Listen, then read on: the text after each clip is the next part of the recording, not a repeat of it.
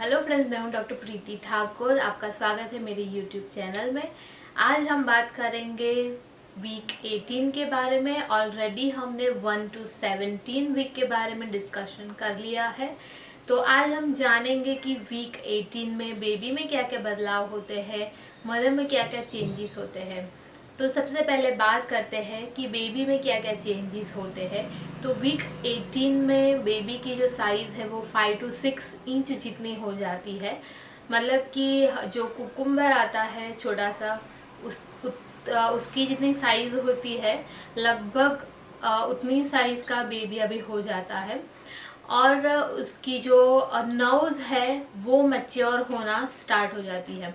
वो बहुत ही इम्पॉर्टेंट है क्योंकि जैसे जैसे नर्व्स डेवलप होती है, मैच्योर होती है, वैसे वैसे उसका फंक्शन भी धीरे धीरे ग्रो होता है। वीक 18 में बेबी सारी मूवमेंट्स अभी से ही करता है, जैसे कि हिकअप्स है, यॉर्निंग है, स्वॉलोइंग है, रोलिंग है। तो ये सारी मूवमेंट्स अभी से ही करना वो स्टार्ट कर देता है। तो कुछ ऐसी लकी महिलाएं होती है कि जिनको अब मूवमेंट फील होना स्टार्ट हो जाता है। पर मूवमेंट वो ऑब्वियस मूवमेंट फील नहीं होती है। इनिशियली जो मूवमेंट्स होती है वो एक गैस बबल की तरह फील होती है। तो जो आपको स्टमक में गैस बबल जैसा कुछ फील होता है तो एक्चुअली वो बेबी की मूवमेंट है। अगर अभी तक आपको ऐसी मूवमेंट्स फील नहीं हुई है तो थोड़ा सा वेट आपको करना पड़ेगा।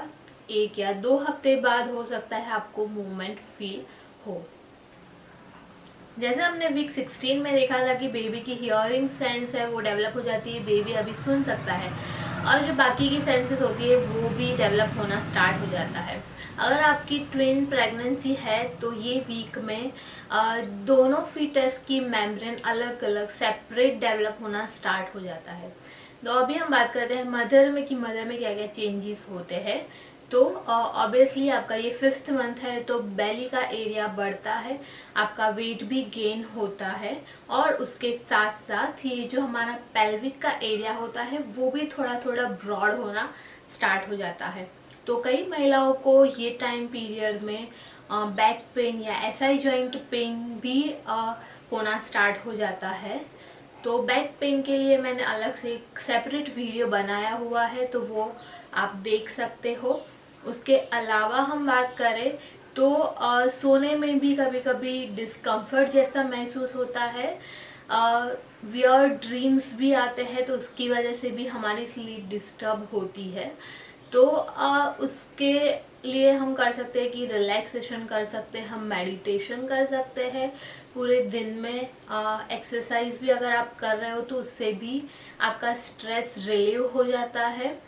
और सोने में आपको ध्यान ये रखना है कि अभी आपको अपने बैक पे नहीं सोना है, आपको अपनी राइट या लेफ्ट साइड पे सोना है। प्रेफर करें कि आप लेफ्ट साइड पे ज़्यादा सोए, क्योंकि लेफ्ट साइड पे अगर आप सोते हो तो बेबी को ब्लड सर्कुलेशन अच्छी तरह से मिलता है। अगर ब्लड सर्कुलेशन अच्छा होता है तो ऑक्सीजन की जो मात्रा है वो भी सही से बेबी को मिलती है।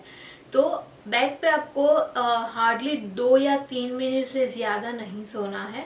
तो ये स्लीपिंग पैटर्न आपको अभी चेंज करना है और ये आपका एंड तक, मतलब कि 3rd ट्राइमेस्टर ख़त्म होगा तब तक ये पैटर्न आपको मेंटेन रखनी है। तो जैसे जैसे बेबी की साइज़ बढ़ती जाती है वैसे वैसे आपको भी भूख ज़्यादा लगती है, तो आपको अपना फूड इंटेक भी थोड़ा बढ़ाना पड़ेगा। उसके साथ साथ आपको प्रॉपर तरीके से अपनी बॉडी को हाइड्रेटेड रखना है, क्योंकि हो सकता है कुछ महिलाओं में अभी से हैंड्स में और पैरों में सूजन आना स्टार्ट हो जाता है। तो उसकी वजह से भी कभी कभी क्या होता है कि पेन होता है।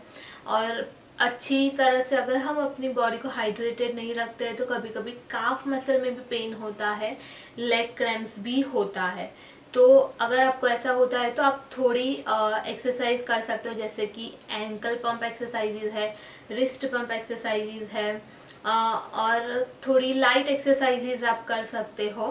तो उससे क्या होगा कि आपका ब्लड सर्कुलेशन अच्छा होगा, तो जो एक्स्ट्रा फ्लूइड है वो ड्रेन आउट होने में मदद मिलेगी और आपके मसल्स भी ब्लड सर्कुलेशन ज़्यादा मिलने की वजह से अच्छे से वर्क कर पाएंगे और जितना उनका वर्क होगा उतना अच्छे से वो मसल का रिलैक्सेशन भी होगा।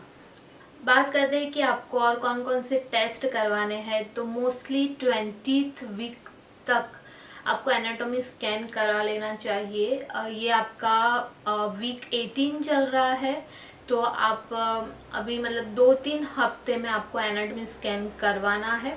एनाटॉमी स्कैन में क्या होता है कि वो लोग बेबी के सारे जो ऑर्गन्स हैं वो सब मेज़र करते हैं, उनके जो उसके जो बोन्स है उनकी लेंथ मेज़र करते हैं और हार्ट का प्रॉपर तरीके से स्कैनिंग होता है और देखते हैं कि कहीं कुछ प्रॉब्लम तो नहीं है। तो मतलब ये एनाटॉमी स्कैन करवाना बहुत ज़रूरी है और वो भी एक प्रॉपर समय में करवाना बहुत ज़रूरी है। तो यूजुअली एनाटॉमी स्कैन हम 20th वीक तक करवाते हैं। तो आप ये बात भी अपने डॉक्टर के साथ, अगर आपके डॉक्टर ने अभी तक सजेस्ट नहीं किया है तो ये बात आप अपने डॉक्टर के साथ भी डिस्कस कर सकते हो।